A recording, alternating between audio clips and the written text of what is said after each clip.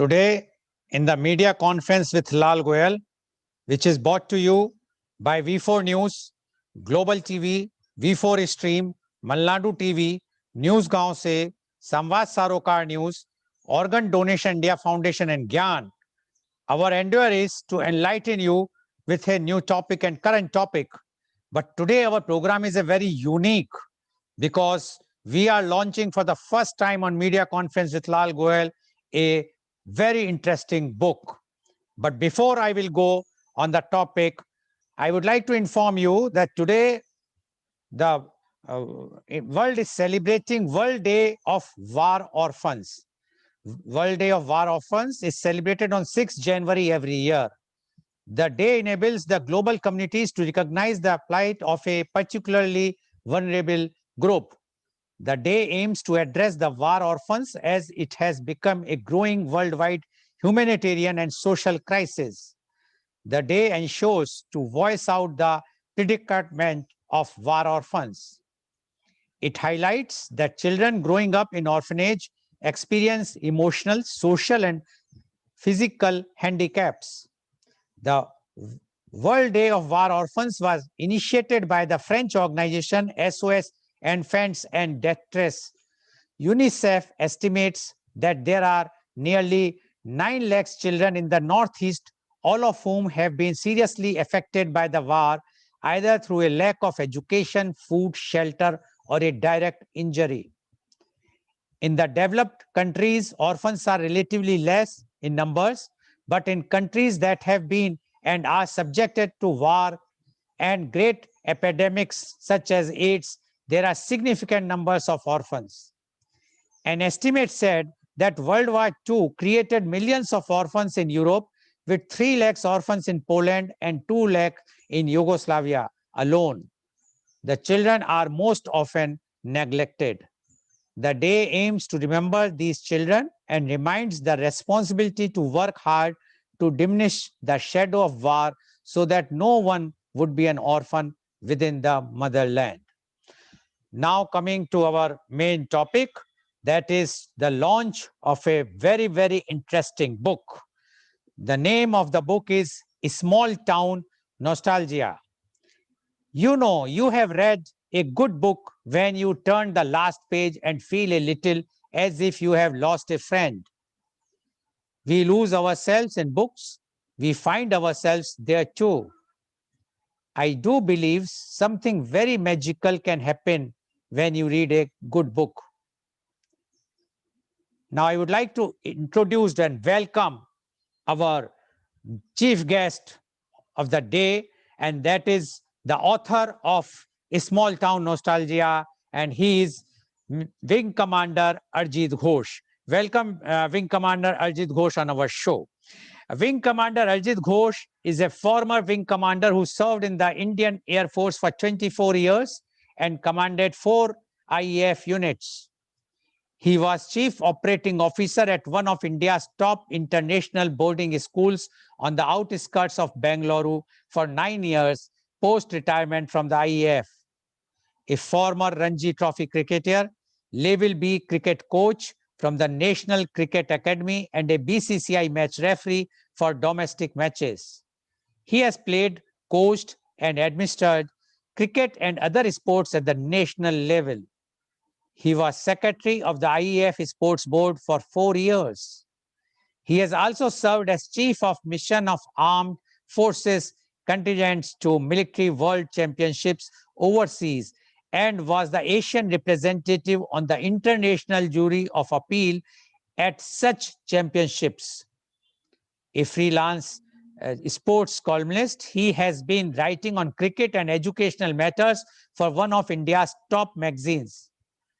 His formative years in a scheduled small town and subsequent Air Force posting to remote corners of India have given him an opportunity to observe life firsthand in those far-flung areas and absorb the local culture and legends, all of which is vividly reflected in his writing. He is passionate about nature, sports, and people. This is his first book. Welcome, Wing Commander Arjit Ghosh on our show. As I have already explained to our viewers that this is your first book which you have written under the title of A Small Town Nostalgia, and Media Conference with Lal Goel is very fortunate to launch the book today online for the first time.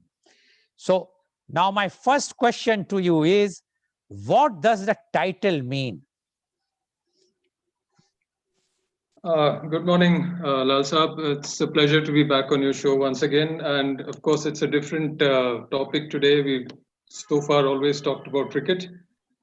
Today also we'll be talking about cricket because cricket is something which is never very far away from my thoughts and my heart.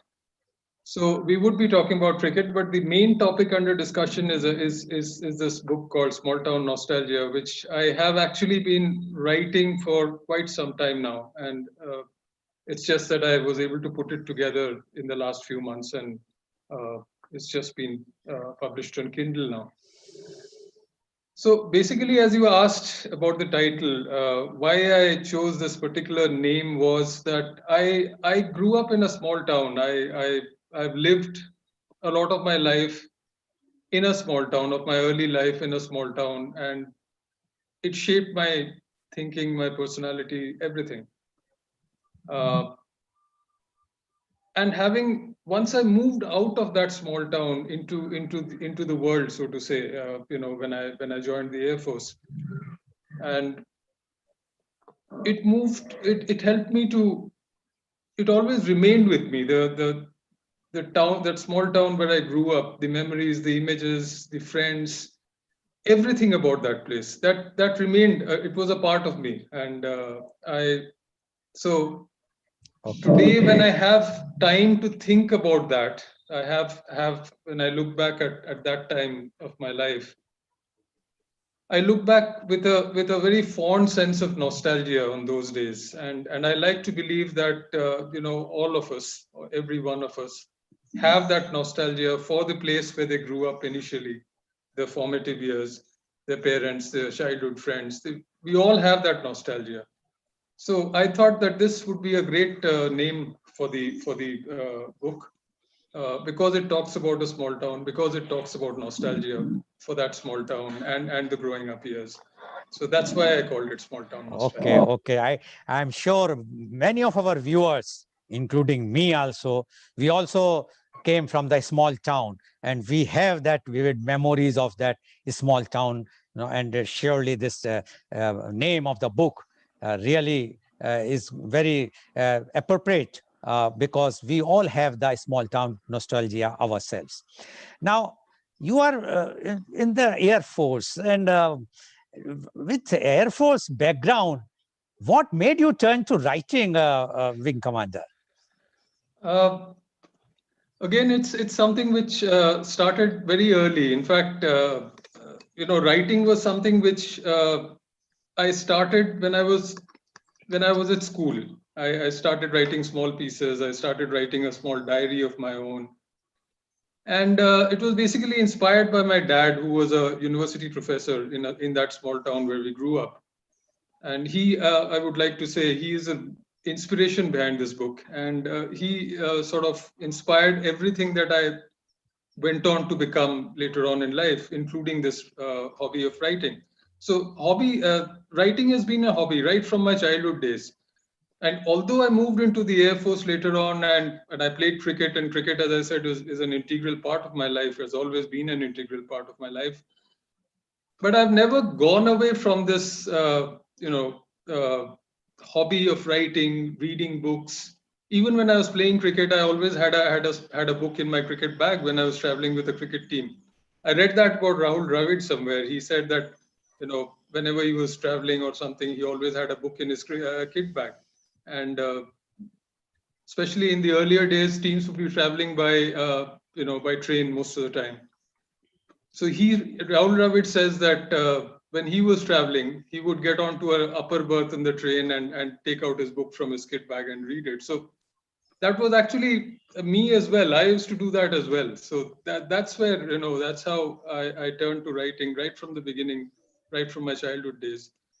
And a lot of these pieces which find a place in this book now were actually written a very long time ago. And they started during that initial phase of writing, which I mentioned, of my childhood days and growing up times. So that is why it would sometimes appear as if, how can I remember something which took place so long ago? But the fact is that when I actually wrote that, it was that time. It was that time so many years ago when I actually first wrote it. That is why the memory, that image is still so vivid. So that's the reason why I've always written small pieces all my life. I've always, whenever something that I've been thinking of, something that has been bothering me or whatever, I would just write it down in a diary or in a small notebook or something like that. And this book is actually a collection of those small pieces that I wrote over the years. So, but how much time it took? Means you have started writing from which year, almost how many years back, and now you have completed in this year, last year rather, 2020. So basically it was done during the COVID time, or it was, you are, as you are mentioning, that you are writing in the diary now and then you have compiled everything and got it published. It was actually a mix of both. You see, as I mentioned, I have been writing for a long time. So some of these pieces were written a very long time ago, as I said, and they were just a part of my old diaries, which I've carried with me across the years, so to say. And a lot of it was just locked away in those diaries, and a lot of it was locked away in my mind. Because as you all know, when we work, we are so busy, we don't have time for these kind of things at all. You're busy working from Monday to Friday, Saturday, sometimes working on Sundays as well. So there's no time to actually sit back and think and write and take time off and think about things, try to put them down on paper. There's no time for that kind of thing. But as I mentioned, I kept on jotting down a few thoughts here and there, a few memories in my old diaries, and some of them have stayed with me, as I said, over the years. And when the lockdown happened, it suddenly gave me a lot of time on my hands. I suddenly had a lot of time on my hands. And that was a time when I thought that this is a golden opportunity to sit down with all those pieces that I've written in earlier years, and also to think about the various memories that I have and try to put them down on paper, and to compile everything in a book. And I was fortunate because I had started actually writing a blog on the internet in 2010, which was also called Small Town Nostalgia. And some of these pieces were actually on that blog when I initially started writing it. And this was when I was still in the Air Force. I was still traveling from place to place and on postings and all of that. So that blog grew from initially maybe 5 articles to 10 articles to 15 articles over a period of 4 or 5 years. And then because of that, being busy, as I said, I sort of lost track. And in between, of course, I tried to get it published, to be very honest, and somehow was not able to do it at that point of time. So I actually stopped writing the blog at that time, and then just left it like that. And when the lockdown happened, so I had all this material at my disposal. I had the blog, I had the diaries, I had my memories. So I just sat down with all of that and started putting it all together slowly and writing new articles. Obviously, if it was to be made into a book, you couldn't just do it with 15 articles. So I started adding more articles to it. I started writing new pieces. And today that book is 45 articles long. And I would say it happened mainly during the COVID lockdown. So basically, you have taken the advantage of the opportunity provided by the COVID. And see, our viewers, many of them are in habit of writing diaries. I am sure many of them are also writing the blogs.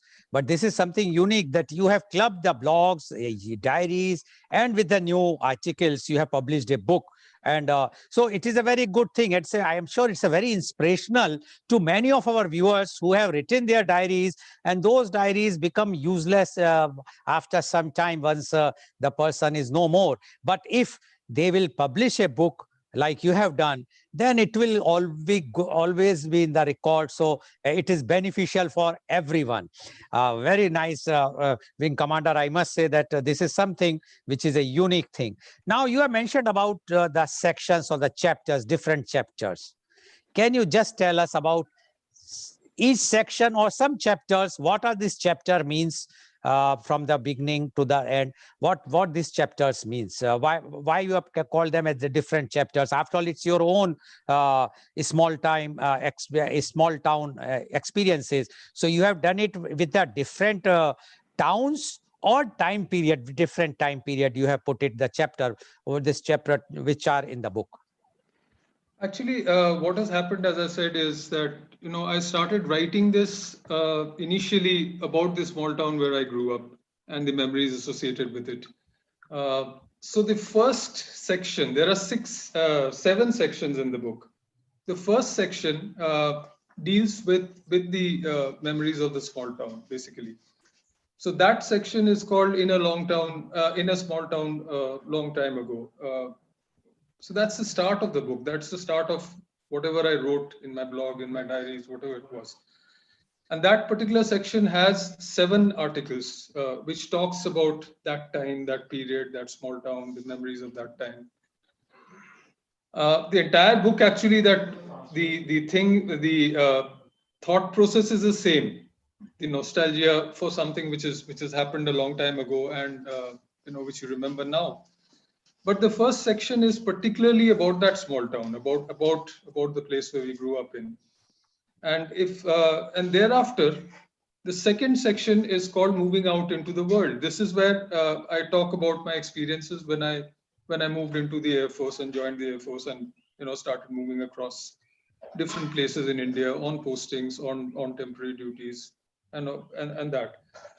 And then there's a section, the third section is called Conversations with Dad. Now, as I mentioned, my father was the inspiration for this book, basically. He inspired me to write. He inspired me to, do almost everything that I've done in my life. And I learned almost everything, from him, whether it is, whatever. I mean, the way I live my life, everything was learned from him. So there were a lot of times when he and I would just sit together, and he was quite old by then. He had retired he was a university professor, as I mentioned. He had retired from his appointment, and we had actually moved out of our small town where we grew up into Calcutta, where we presently live.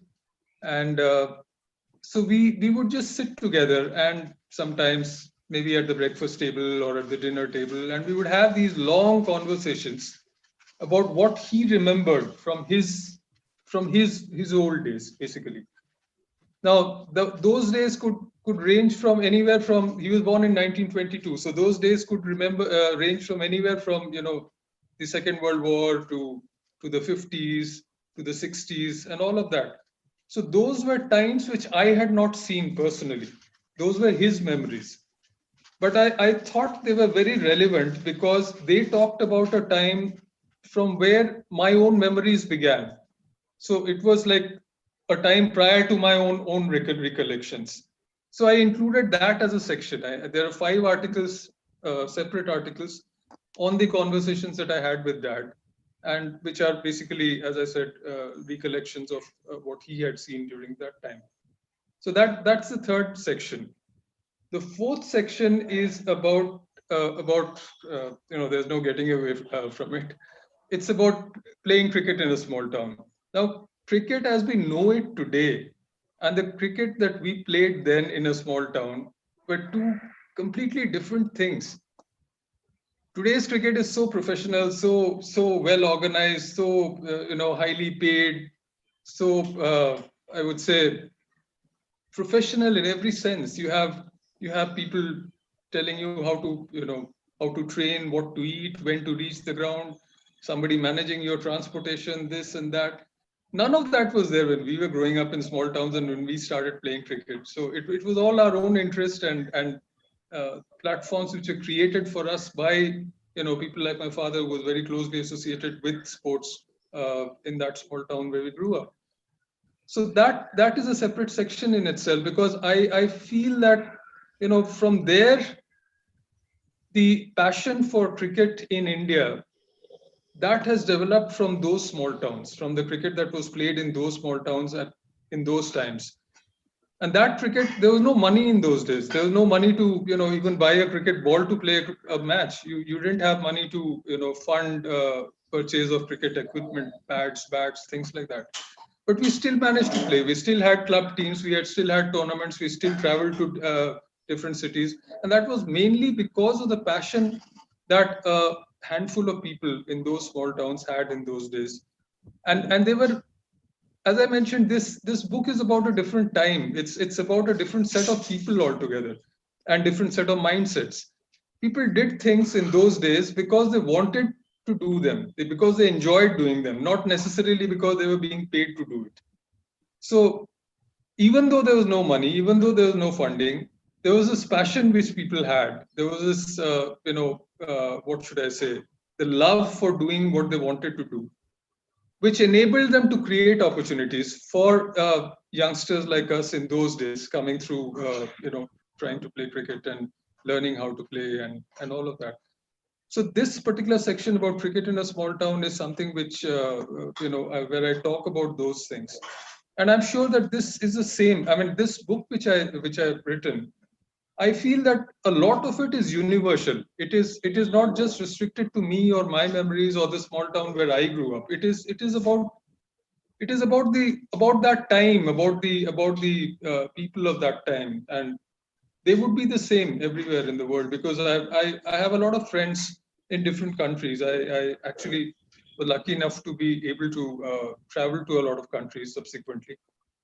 Now, what I realized was that the basic human emotions, the basic human concerns, they are the same all over the world. You might live in one corner of the world, you might live in another continent, you might live in a different country, but then the basic human things which concern you as a human being, they are the same for everyone. So that is what is the basic aim of this book, to talk about those emotions so that universally people can relate it to their own experiences in their own part of the world, in their own cities and towns where they grew up. So that's about the part 4, where I talk about cricket in a small town. And then there's a part, as I said, as you mentioned, I'm very passionate about nature as well, about traveling, trekking, going to hill stations, going to forests, and all of that. Photographing. So there's a section about that, about travels in nature. So there are 7-8 articles on basically on my travels, on treks, and what I saw, about descriptions of nature and that kind of thing. So that's a section by itself. And then there's a section where I actually, it's a very, very emotional section which I've titled Bidding Adieu, which was basically where I talk about saying farewell to my parents. And as I said, they were the pillars on which my life has been constructed. So it was very painful for me to write that section. But I thought that again, all of us would have gone through, many of us, most of us would have gone through those experiences, experienced those emotions. So I thought that if I could put it down in writing, maybe a lot of people would be able to relate to their own experiences when they pass through those, very, very terrible, very traumatic situations. So there's a section on that as well, bidding adieu to my parents. And then there's after that, of course, the last section is saying that life goes on. Obviously, once your parents are gone, life changes. Life becomes very different from the time when your parents were there and when they're not there suddenly. So that section talks about different things which happened after they passed on, and life went on. So that was it. And then there's an epilogue where I just sort of wrap up the book. So that's how the book is structured. and Okay. would be you can say that it's just a sort of a overview of what has happened in my own life Oh, till now, about the okay. things that I've seen. Okay.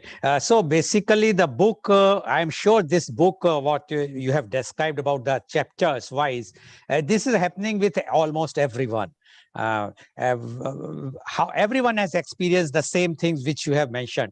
But now my question to you is what is the book is like a autobiography, or is that book, because one chapter where you have mentioned that you have taken the memories of your father, whatsoever his experiences, earlier experiences when you were not there, even of the Second World War, or even I'm sure the independence movement, etc.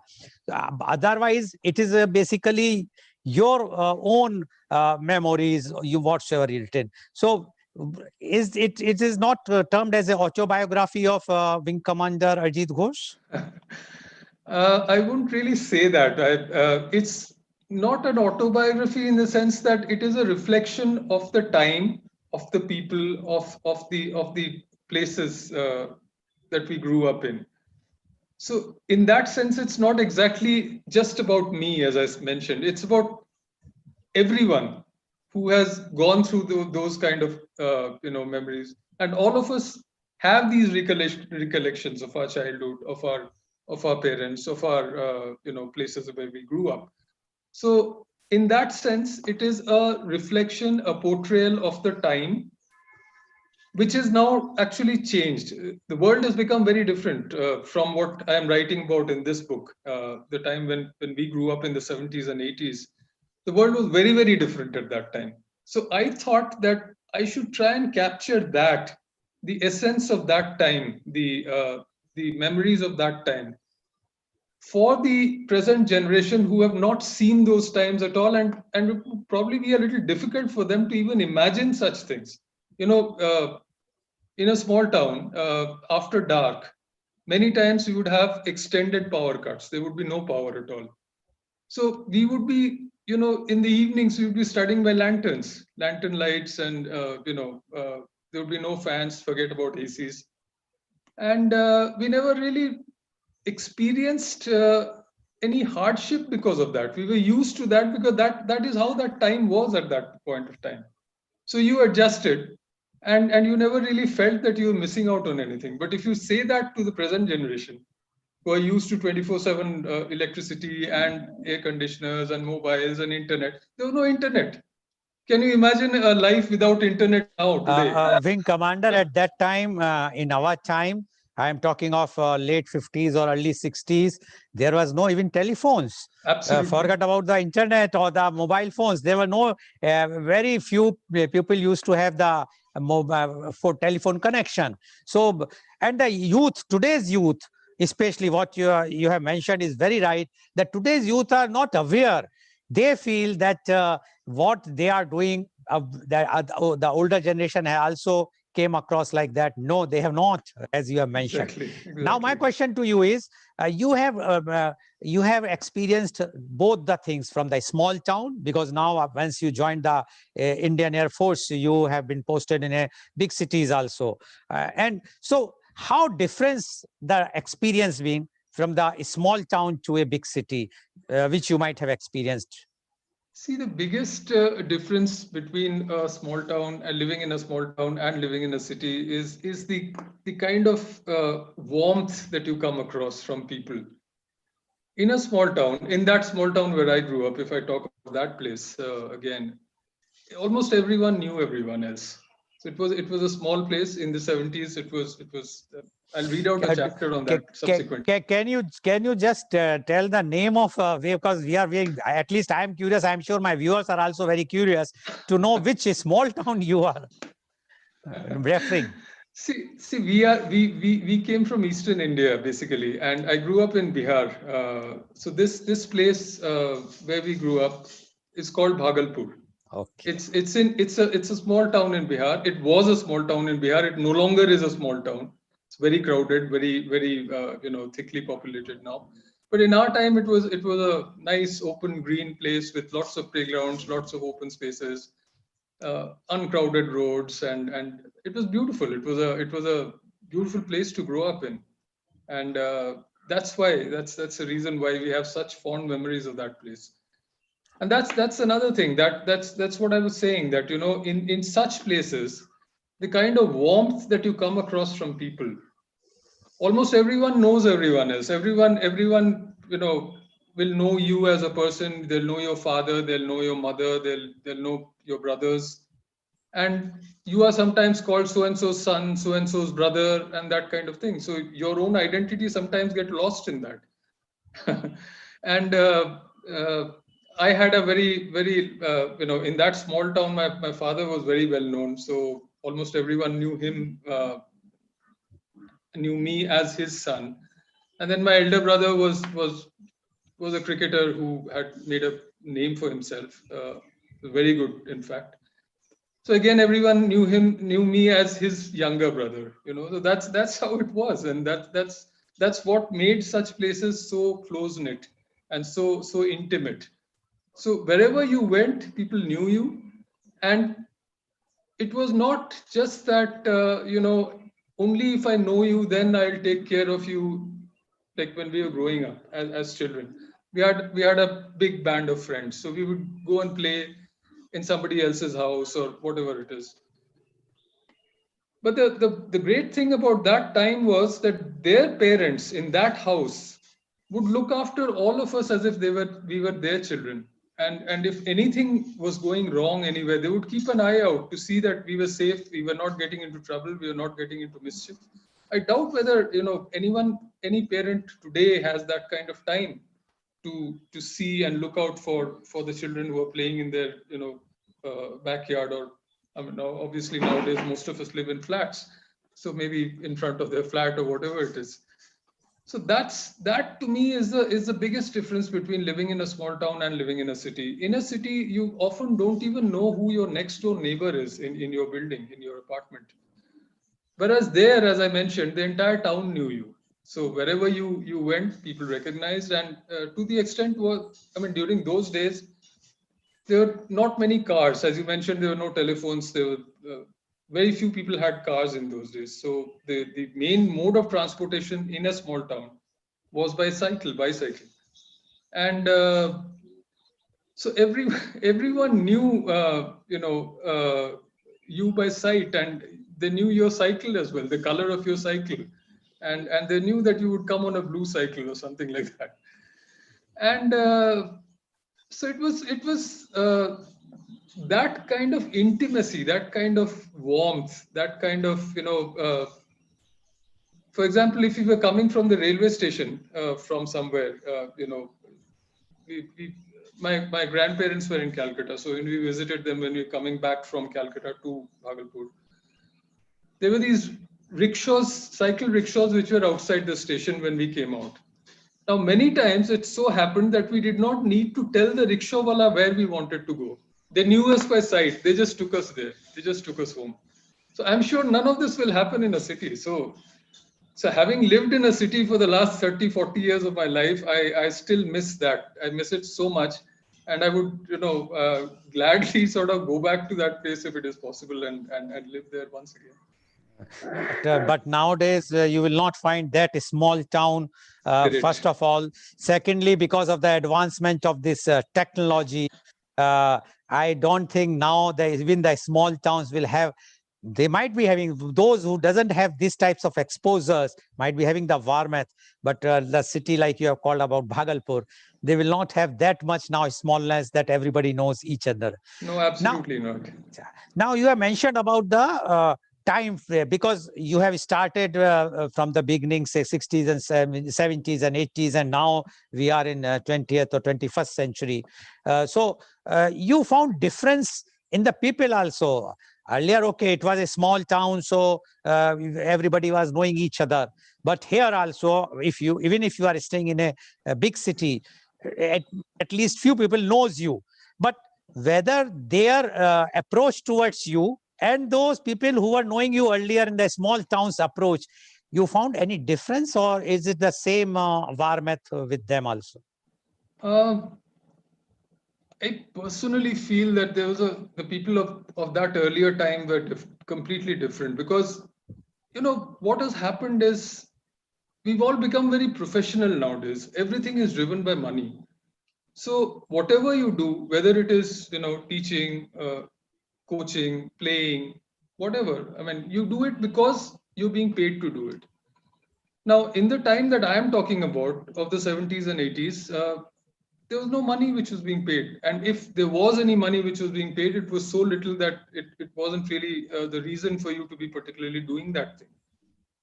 So, as I mentioned earlier, the reason why people did things in those days was because it was a passion for them. And if I give an example of my own father, he was a university professor, as I mentioned, and he would have taught generations of students at home, after classes in the university, college, wherever he was teaching.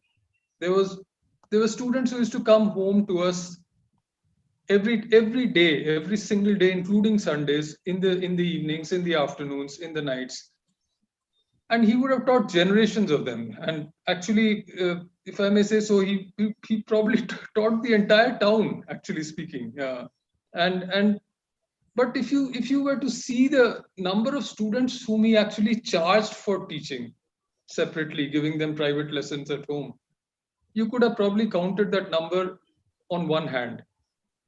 So you are teaching for 30-35 years, you would have taught nothing less than maybe 10,000, 20,000 students. And the number of students that you charged for teaching separately would not have been more than maybe, not even maybe 100 students out of that. So that is the difference between that time and now. People did things then because they enjoyed doing it. He taught because he enjoyed teaching. He was not teaching because he wanted to be paid for that. He had his job in the university. He was getting paid with that for that, and he was happy with it. He didn't want to make extra money uh, out of taking private lessons, and so teaching was like a calling to him. It was like something which came from the heart. It's something which he wanted to do. It was not a profession. It was not exactly that he only taught because he was being paid for it. So that was the same everywhere. And if you see, because of that, what has happened, I mean, if I talk about those students whom I personally saw growing up, who used to come to our home, they became like extended members of our own family. And it remained throughout the time that he was alive. He lived to be 93 years of age when he finally passed away. And those students of his, whom he had taught maybe 50 years ago, they would still come to see him whenever they were in that town. We had moved to Calcutta later on. So whenever they came to Calcutta, they would make it a point to come and look him up, to sit with him, to talk with him. And the warmth that they shared, the student and my father, it was amazing, because uh, the student sort of looked up to him as a mentor, as a guide, as a father figure, everything. He was not just a teacher who was teaching extra lessons to them.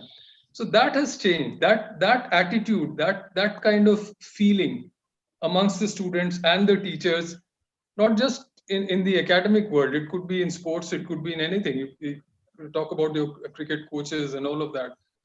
Everything was, at that time, they just wanted to nurture you, to build you up, to make you the best that they could make you. If I talk about my own, That is what I am coming to you, that you are also a coach and you have taught, you have coached our many of the Ranji cricketers and even those who have played in the Indian team also. So that warmth which you are talking about, time of your father's time, you have found that warmth among them or not, or the courtesy or those love and affection which, as you have mentioned, those even those your father has taught 50 years ago and they used to come, and are you also getting the same type of love affection from those whom you have taught and those who have become very big in the cricket world? yeah, again, it depends on your personal interaction with them. You see, the moment somebody feels that you're doing something just because they're paying you to do it, that warmth, that affection, that becomes completely different. It's on a different level altogether. They feel that they've hired you to do something for them and they're paying you to do it. So till the time you are actually helping them with something, they are and they're paying you in return, that relationship exists. But once that time is over, thereafter you're no one. I mean, as far as they are concerned, your part in their life has ended. So that is the difference between professionalism and amateurism. Now, if I say, when I talk about my dad's this thing, 50 years later, people who have still had the same kind of warmth for him. In our time, it's just not possible because the time itself has changed, and that the perceptions have changed, that the way of thinking has changed. So if that the moment that consideration of money comes in, it completely changes the equation between a student and a teacher. So if in a particular case you have been able to help someone going out of your way to do it, he will remember it. He will have that regard for you. He will have that respect for you, or maybe for the rest of your life. But in most cases, it would not be there because he feels that he hired you for a particular job, he paid you to do it, and you did your job. That's it. The job is over. So now he no longer needs to really give you that respect or regard. But earlier time, I still remember when we were child and when our one master, his name was, still I remember, Master Tota Ramji, he used to come to our place. He and definitely my father used to pay him monthly. But he was having full authority. He used to beat us also at that time when we were small. And we have no right to say anything to even our parents, ki why is beating when we are making payment. No, that was not the consideration at that time. Exactly. Payment has nothing to do. Teacher is a teacher. At that time, a doctor is a doctor, was a doctor at that time. Nowadays, in all the profession, even for the medical profession, which or the teaching profession, which was supposed to be the noble profession at one time, now people say, no, we have made your payment of your consultation fees or the surgery. Why will give you the respect? That is not there. We have paid you money, you have done your job, that's it. Similarly for the professors and the teachers. So what you are saying is, yes, that difference has come now. Okay. Yes, so that actually is, I think, the biggest difference from that time and to the present time. That's the biggest difference in mindsets. The other difference, if I might just take a minute of yours, the other difference which I personally feel is the kind of value that people used to place on things at that time, because things were not readily available. Even when we were growing up in the 70s, 80s, even in the 90s initially, the before liberalization set in, the kind of things that were available in the Indian market were quite limited. If you were to buy a car, you either bought a Fiat or you bought an Ambassador, and there was no other third car to buy or choose from. And similarly for everything, wherever you went, you had one or two choices, and that was it. And once you had bought it, because again salaries were quite low in those days and before liberalization, so the amount of money which was available to you was quite limited. So when you bought something, you actually cherished it. You sometimes had to save up to buy, maybe even an expensive shirt. If you wanted to buy a shirt, you wanted to, save for a month or a month and a half and then go and buy that shirt. So obviously you would cherish that shirt and you would place a value on it, which today people don't.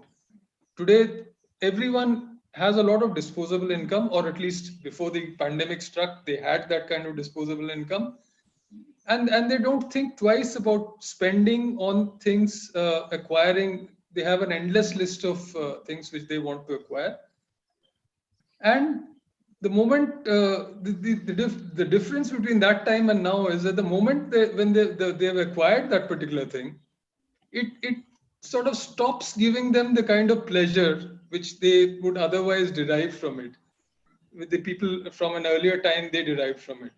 So if, for example, my father bought a radio for himself, he cherished it. He listened to the commentary of cricket matches, of tennis matches. He listened to the BBC. He listened to the Indian news and everything on it. It was a big part of his life. Every day in the evenings when he sat with the radio.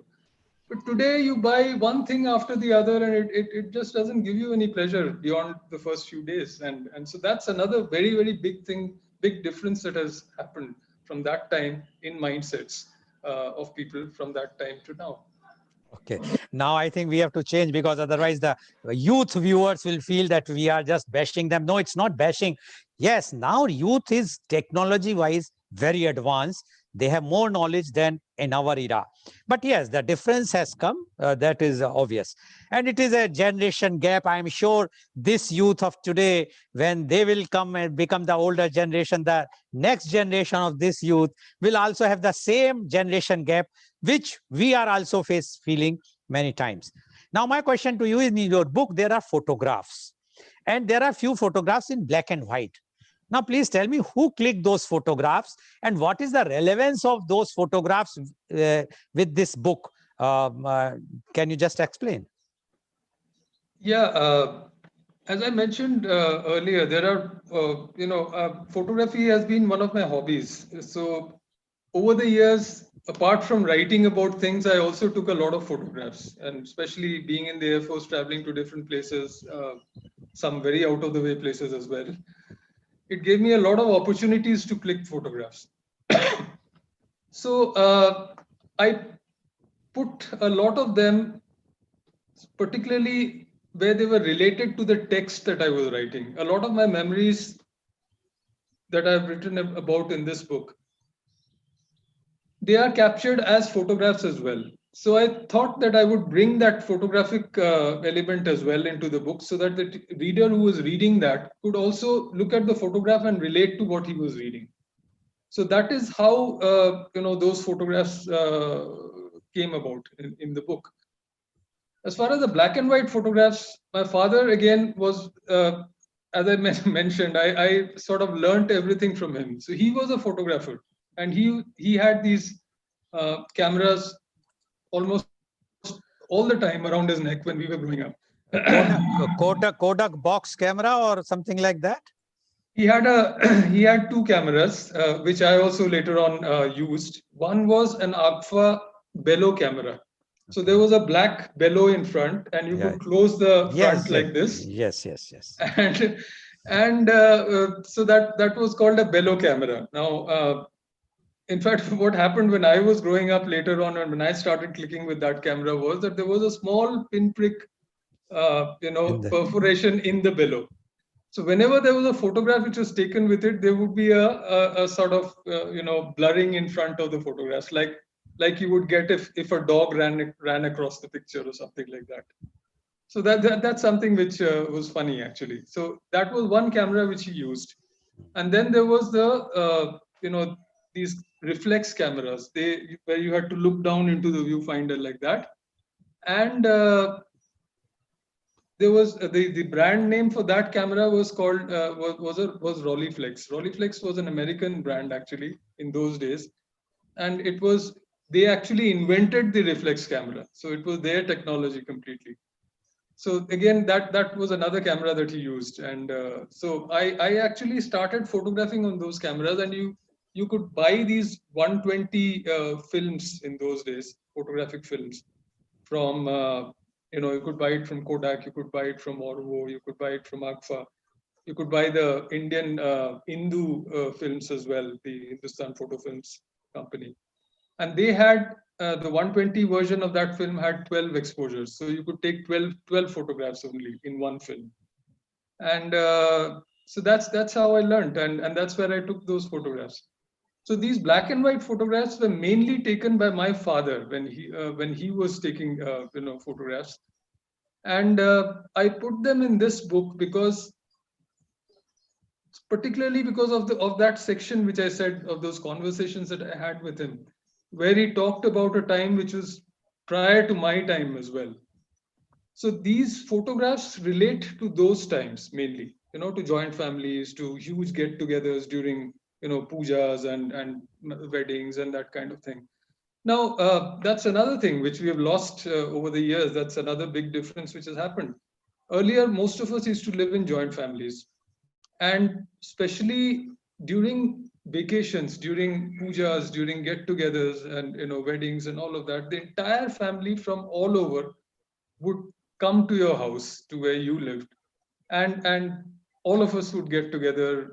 I remember at one point of time when 25 cousins were there in our house, and we were all together and we were playing around. It was such fun. You didn't need to make teams, of different teams at that time. If you're playing cricket, your cousins would probably make two teams or three teams out of that. So, so those photographs, photographs of those gatherings. There's a photograph in that book which I wanted to talk about, which talked about a particular social, thing which was adhered to at those times. The ladies of the house, the brides of the house, they always wore a veil on their heads, when in front of their elders, or in-laws, or whatever. So there's a photograph which my father had clicked, where all the brides, there were five brothers. My father's, there were five brothers. So all the five brides were sitting with my grandparents, and all of them had this veil on their heads in that photograph. So that is something which, again, at this time, probably you cannot even imagine. So True. that's the significance of those black and white Yes, and photographs. and you have mentioned one thing about the cousins. Yes, earlier any occasion, it's even if a wedding, everyone is at your home. Nowadays, everybody is in hotel. Nobody wants to call anybody at the home, and even the family also shifts to the hotel, so that then no one will come to the. Now, my question to you is, because we are going to ask you that, I am coming to after a few more questions about that. You have, I want you to, as the customer is saying, that you have to read the portions from your book. But before that, when did you realize first that you wanted to be a writer? uh, I would say it's been a dormant kind of dream that I had.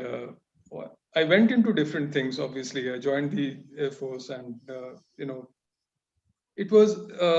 But this was something that was very close to my heart, as I said right from the beginning. I had been writing these small pieces. I had kept a diary, and that kind of thing. So I always thought that at some point of time, these things that I was writing, and I mean, without being very, falsely modest about the whole thing, I also knew, because some of my friends who had read these pieces which I wrote, a lot of them from different parts of the world had told me that, they really enjoyed reading these pieces. So I always knew that people would enjoy reading what I wrote and probably be able to connect to them. So I always had this feeling that at some point of time, I would need these, I would want these pieces to be published, whether as a book or in a journal or in a magazine or whatever it is. And so that is where this particular dream was born. And as I mentioned, when I was writing the blog, in between, when I had about 15, 20 blog articles, I tried to get it into print, and it didn't work out, because most of the publishing houses, they're very wary of giving a chance to somebody who's not known. Especially when you have to publish a printed book, there are costs to that. So they want to be, most of the time, these publishing houses, they want to be sure that they can recover those costs at least and make a profit if possible on the book. So when you're talking about an unknown writer, they are not sure. They don't know how many books will be sold and how many people will actually want to read your book. So they generally don't give a chance to new writers unless somebody knows you in that setup. Somebody knows you, and he wants to give you a break or something like that. So when I tried that, I sent these write-ups to many publishing houses, many big well-known names, and almost all of them, some of them did not reply. Even some of them replied to say that, we won't be able to take this up because of XYZ reason. So I thought that this would never happen. This book getting published, these articles getting published, they would never really happen. But when the lockdown came, that actually altered a lot of things, and even the publishing industry itself went through a change, because the publishing shifted from hard copies or paperbacks to more of online publishing. So there, in online publishing, the costs related to publishing reduced quite a bit. So there was an opportunity for unknown authors also to be published during that time. And I was lucky. I have a school friend of mine. I grew up with her in that small town. And when I spoke to her about this book, about these articles that I had written, she had read a few of them. We were on a WhatsApp group together of the old, of our school, and I shared some of my write-ups on that WhatsApp group. So she had read them, and she said that, why don't you write a book? And I said, no one's going to publish it. So she said that I will publish it for you. You write, you make up at least 40, 45 articles. Let's go to at least around 200 pages, and I will publish it. So that is how this book was born. Without her, it would just not have been possible. So thanks to COVID, thanks to that classmate from 50 years ago, this book is here, and we are talking about it today. Okay, now my question to you is, you have written in this book about yourself. And when you are writing about yourself and your family, what was the reaction of your family? Because see, if you are writing something fictitious or something, nobody bothers. But when you are writing, definitely they are always curious what you are writing, whether you are mentioning them or you are portraying them in a proper way or not. Have you faced those challenges, or have you come across such types of things? Not really. I was very lucky because my family was always very supportive of what I did, and they, in fact, obviously, in writing this book, it's almost 73,000 words long. So 223 pages is the book.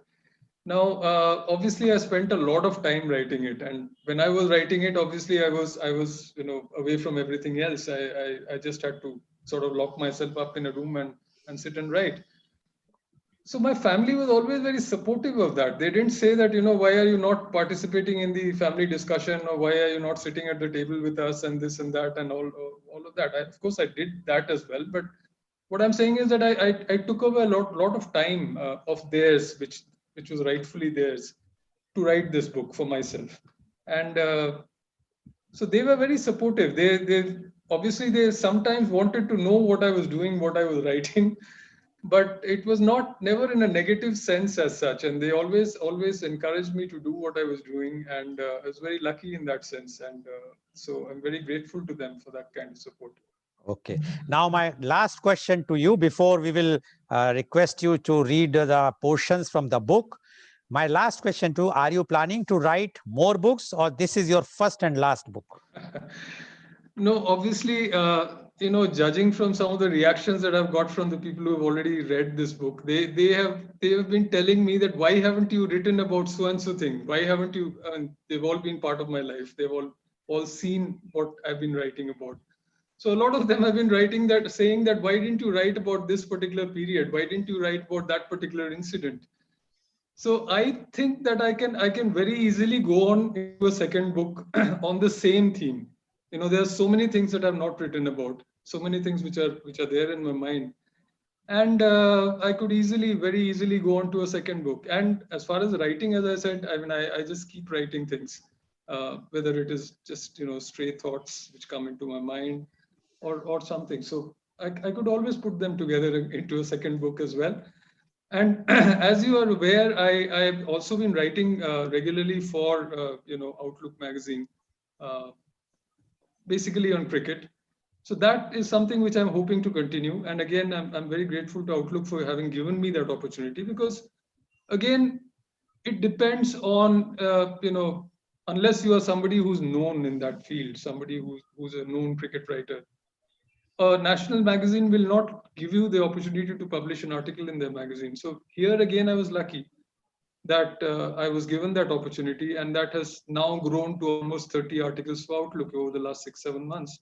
So that hopefully, that I'm hoping will continue. And So even someday, maybe even those articles can be put together into a book, and we could have a book on cricket on that. So there are a lot of plans to write in future, and this is definitely not going to be the first and last book of mine. That is very good news, because we definitely want that you should write more and more, because your Outlook articles are really very thought provoking, eye opener, because what you are writing is very contemporary, and people wants to read such type of frank articles from a cricket expert. Thank you very much for the first portion of our discussion. Now, as customary things say, we would like, and our viewers also want to, that you should read the interesting portions of your book, whatsoever you feel from the different chapters. As you have mentioned, there are 6 or 7 chapters. So if you can give those interesting, if you can read some interesting things, so that will be very, very nice for all of us, in all our viewers. So Wing Commander Ajit Ghosh, please. Yeah, thank you. I'll start with the very first chapter, the first article. I wouldn't call them a chapter actually. I'd rather call them articles. So I'll just start with the first article, which actually introduces the book and says what it is all about. So although we've been talking about the book and we've had a discussion on it, but I still think that if I read some portions of this article, it will probably make it even more clear to the viewers as to what the book is about. So I start by saying, welcome to Small Town. Let me invite you to take some time off and undertake a journey down memory lane with me to a way of life that we've left behind. It has changed, as I mentioned, that way of life is no longer there. The nostalgic images in these 45 write-ups will remind you of places and people from an earlier time and leave you feeling good. I grew up in a beautiful small town tucked away in the middle of nowhere. It was actually not close to any big city at all.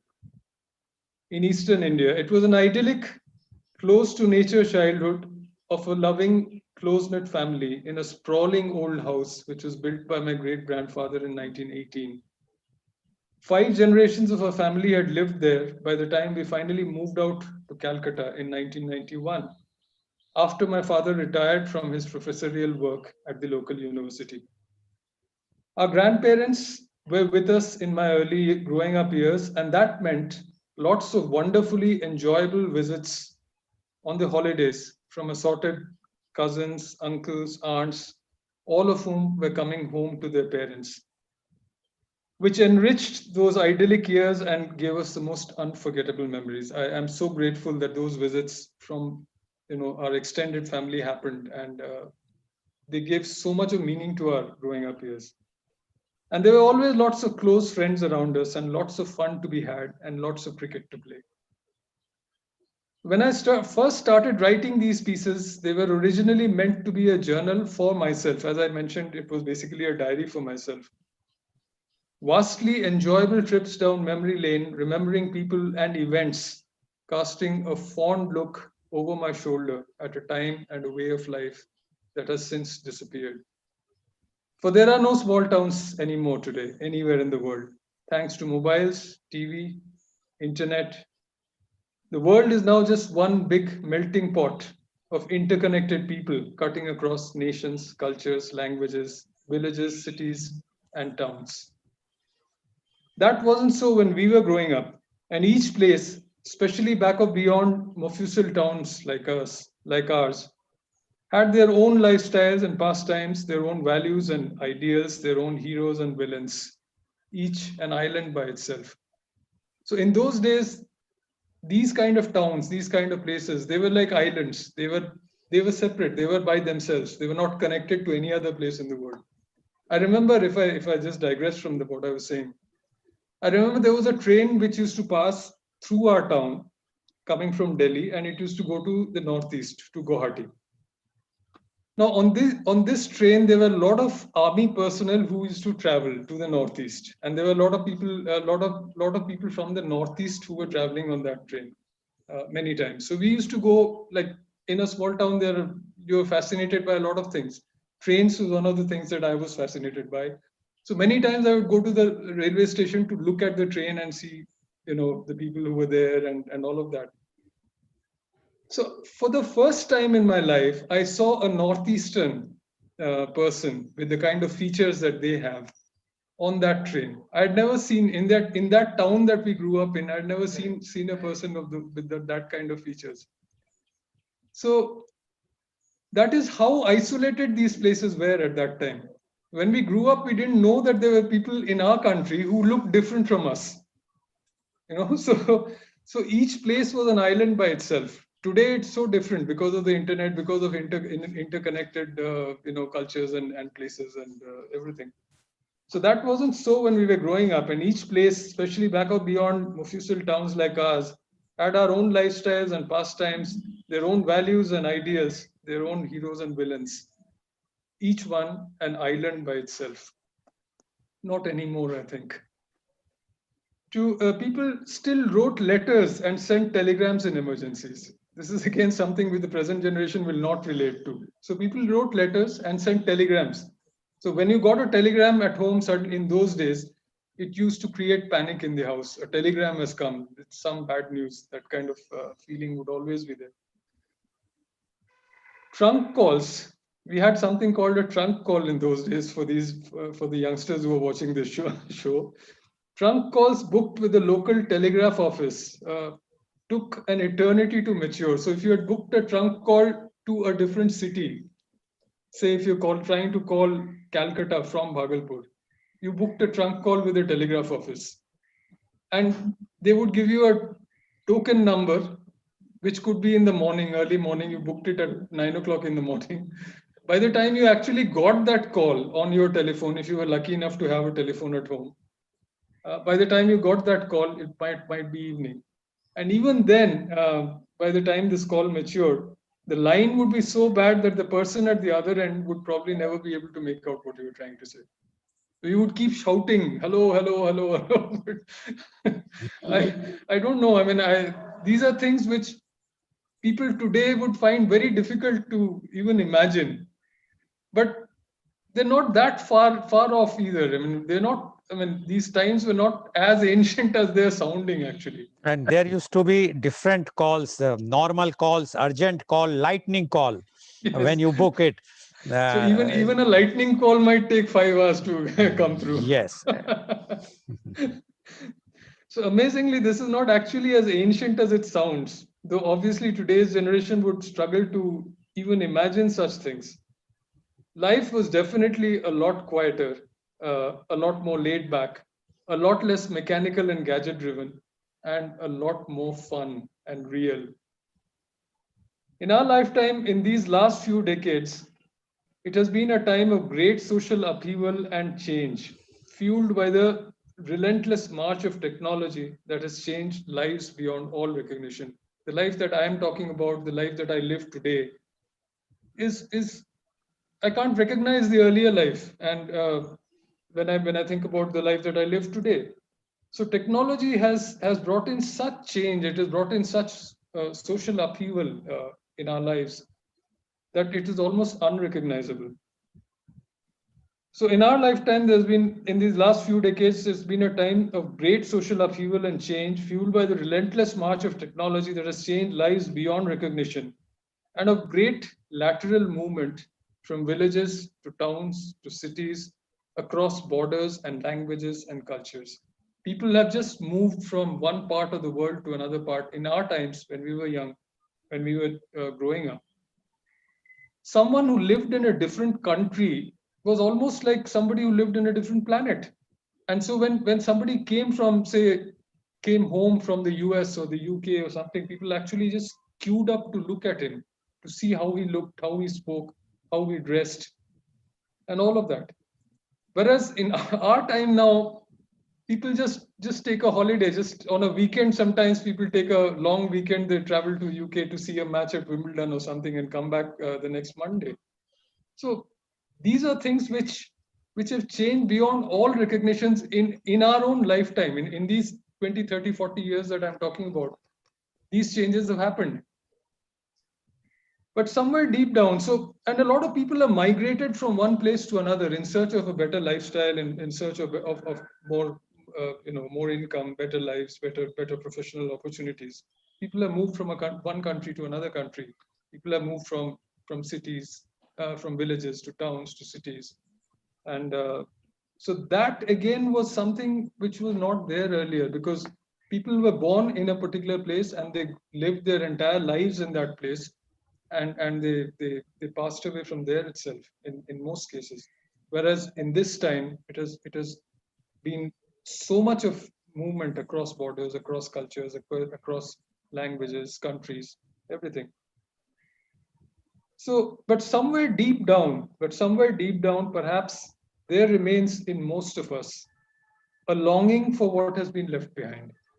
So all of us remember that time when we grew up, the small place that we grew up in, our childhood friends, a longing for what has been left behind, a yearning for the uncomplicated, less crowded lives that we once had. So that yearning, that is primarily what this book is all about. That nostalgia about growing up in a secluded small town in the 70s and 80s, in a different way of life, and moving out into the world that lay beyond. In most cases, it is an intensely personal narrative. As I said, these are basically, they started as diary entries. So it is basically a very personal narrative of what I was feeling, what I was thinking, what I had seen at that particular time.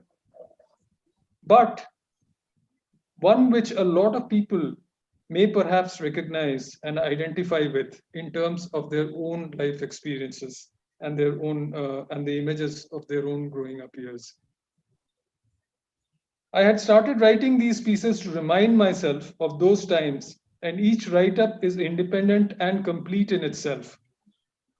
However, since they were written over a period of time, of a few years of time, the timeline might get a little blurred at times, especially when they're read together. But I'd like to believe that this would not be a major distraction from the central theme of nostalgia that flows through all the pieces. Um, Gradually, as a few of my friends read those write-ups, I found that they could relate to them just as much as I did, irrespective of where they lived or what they did for a living. Possibly because the basic human emotions and values are the same all over the world, anywhere in the world for everyone. As I mentioned, the basic things, your family, their well-being, your own dreams, aspirations, your how you deal with your failures and successes, all those are intensely personal things, but they are also universal. They are the same all over the world. So those are kind of things which I've written about in this book, those kind of experiences. And some of them wrote to tell me that they loved reading these little pieces about a bygone era, which gives me the hope that they will strike a chord in the hearts of people who have grown up in close-knit families and small towns the world over, where people knew each other and had time for each other. That's one of the biggest things which has changed in modern times. People don't have time for each other nowadays. And even in a family, if you see, if you see a family, if you see a bunch of friends sitting together, everyone is actually looking into his mobile. They're not talking to each other. They're not really together, although they are together, but they're not really together. So the virtual friend is more of a friend than the physical friend who's sitting next to you, or the family member who's sitting next to you. So that's another big change that has happened over the years. Many of whom who had relocated from their roots and their childhood friends to the big cities or to different countries, and in the process had gone on to live a whole new life.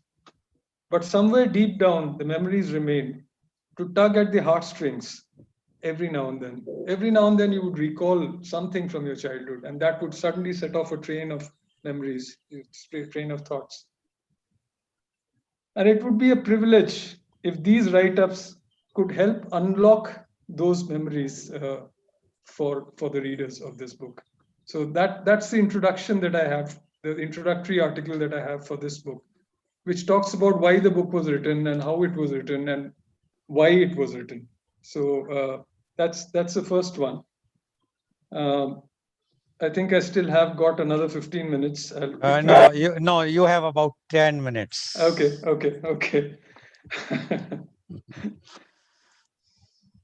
um, okay, if I just read the first one, the first the first article, which is in a small town long ago, part one.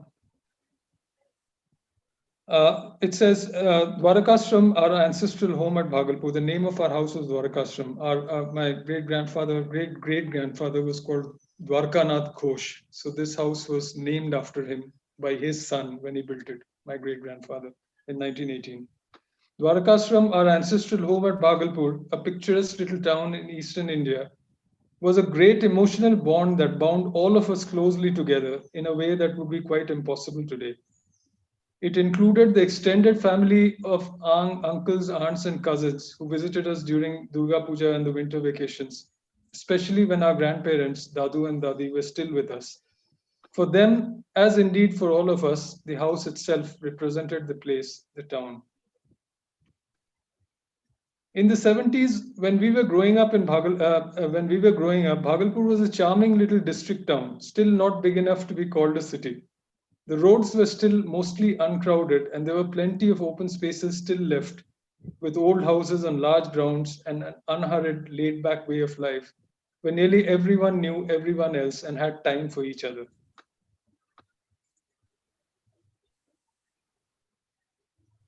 On crisp, cold winter mornings, a short distance away from the house, in the overgrown wooded banks of a large marshy pond that belonged to our family, Parsis or juice collectors would be busily climbing the date palm trees, the khajur trees that grew there abundantly. They would have expertly fixed their little earthen pots the previous evening near the frond at the top of the tree to collect the deliciously sweet juice overnight. And in the mornings, they would bring back that heavenly, sweet, refreshing nectar to the house before breakfast.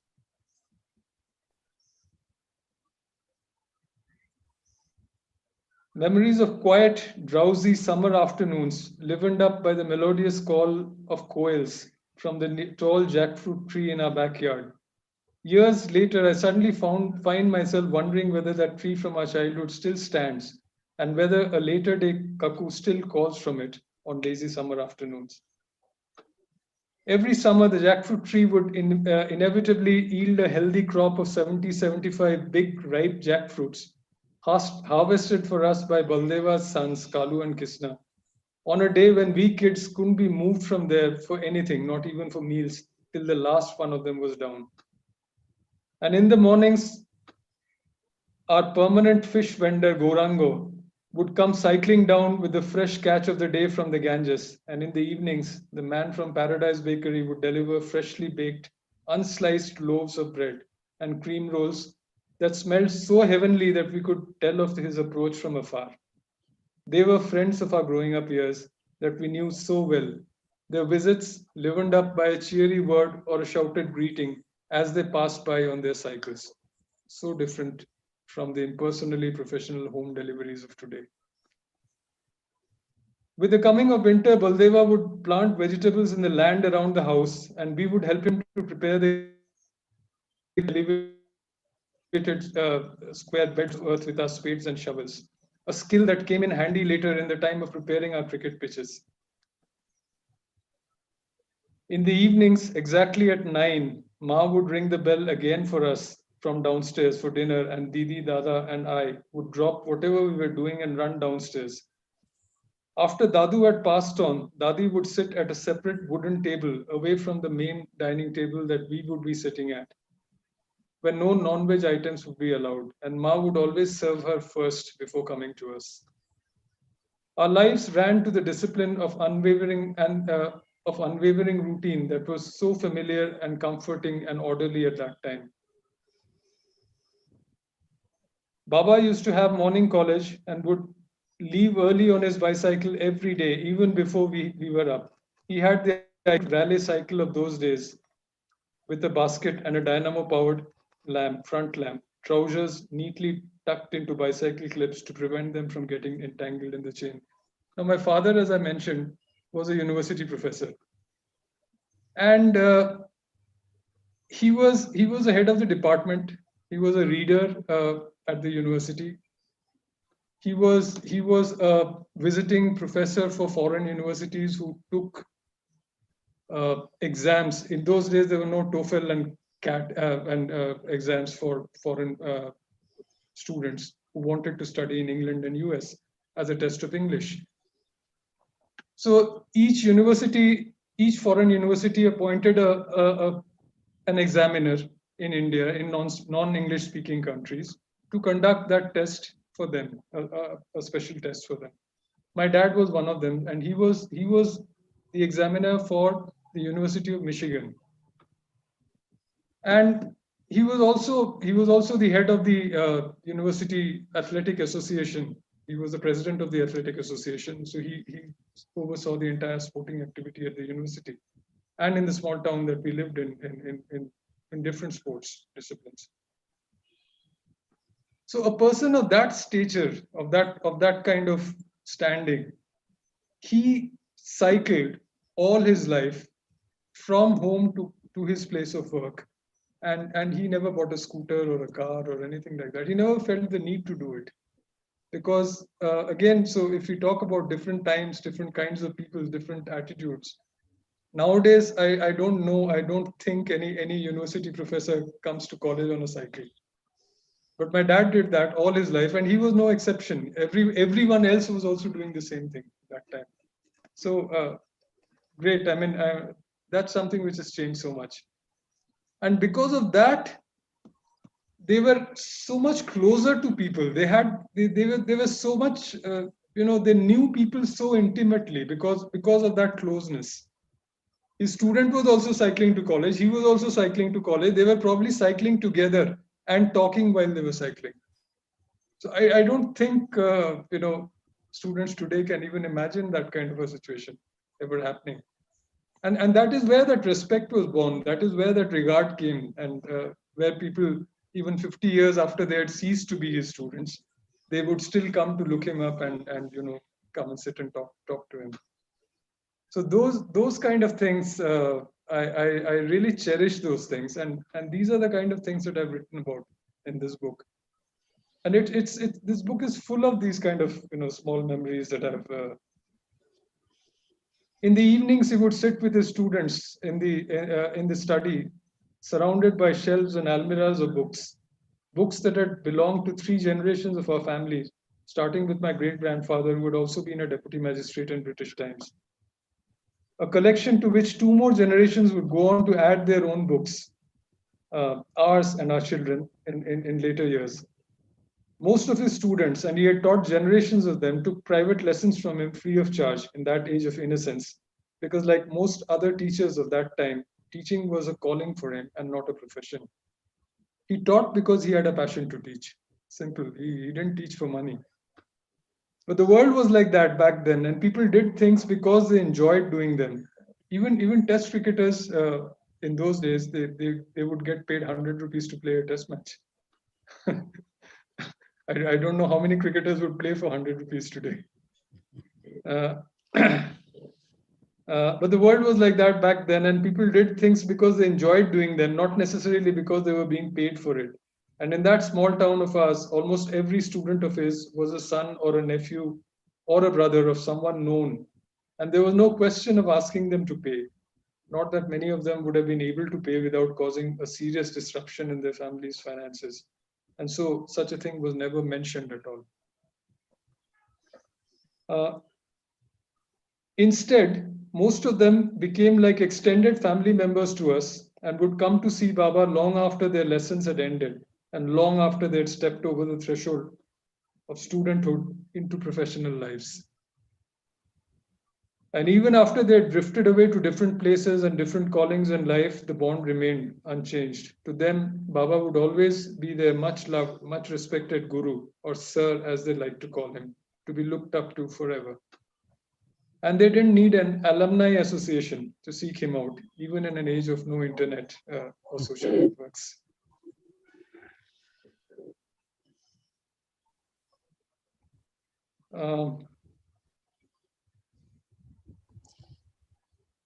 Evenings brought darkness to our small town and the inevitable power cuts. We prepared for them in advance by trimming the wicks of the kerosene lamps and lanterns that every house had back then, cleaning out the soot from the glass chimneys, fixing paper or cardboard flues or caps on them, extending the length of the chimney so that the airflow would be better and the flame would burn brighter. So you tried to make the flame burn brighter by putting a cap on top of the chimney. This was a light that we mostly studied by in our early school and early years. Later came the emergency lights, and much later came the inverters. But many a time these would not work because we never had electricity long enough to charge the batteries. And it was interesting to recall that the heat never really bothered us much then. We were too preoccupied with trying to have enough light to study by in those dark evenings to bother much about luxuries like fans. And ACs were something that most of us had never even heard of at that time. And as in the case of telephones that most of us did not have at home then, or the TVs for that matter, it was perfectly fine to go to a friend's house that had one, or to watch a Sunday movie, or a cricket match, or to place a call. So you just walked into somebody's house to watch a movie on a Sunday, or place a call. So thank you very much. I'm sure, Wing Commander, your book is so. It's even if we were reading, it has given a nostalgia to me, and I'm sure all our viewers have also gone in the memory lane. And the youth, the young generation, will come to know what has happened at that time. That is very, very important. Now, before I will leave you, I just want to know the availability of book and the cost of the book, where the book is available, and how the viewers, if they want to buy, how they can buy the book. Right now, it is only available on as a ebook on Amazon, but hopefully we'll have a paperback soon as well. So what viewers who actually want to buy the book, want to read it, need to do is to go to the Amazon website and search out the book by the name Small Town Nostalgia, and make an online payment of 150 rupees, like a normal Amazon purchase that most of us do nowadays. And the book gets downloaded onto your mobile or to your laptop or to your tab, or whatever you want to read it on. So it comes to your email address. Okay, So that's how you would read it. I'm sure many of our viewers would like to definitely download, because nowadays that is the easiest way, instead of going for the paper book. But once the paper book will come, definitely people will buy that also. So thank you very much, and all the best wishes for your small town nostalgia. And Thank I'm you. sure that we will see more and more books from you. You are such a talented person. I have full faith that you are going to write whatsoever you're written is going to be an eye-opener, as well as inspirational and motivational to many of us who has written the diaries, who have written the blogs, but who are not having that courage, or who never thought about writing the books. They may come and write the books. Thank you very much, Wing Commander Arijit Ghosh. And today's program, which has been live telecasted by V4 News, Global TV, V4 Stream, Malnadu TV, News Gaon se Samvad Sarokar News, as well as it was shown live on YouTube and Facebook. And our endeavor is to bring to you every day a new topic. And tomorrow, the topic is Media Conference with Lal Goel. The topic is 2021, the way forward. And our panelists are Dr. Rajiv Anand, Senior Secretarist, Mumbai, Miss Poonam Pathak, Motivational Speaker, Mumbai, Mr. Nitin Anand, IT Professional, Irving, USA, and Miss Garima Arora Kannan, Founder Life Leadership Movement, Mumbai. So please tune in tomorrow for Media Conference with Lal Goel at 10:30 a.m.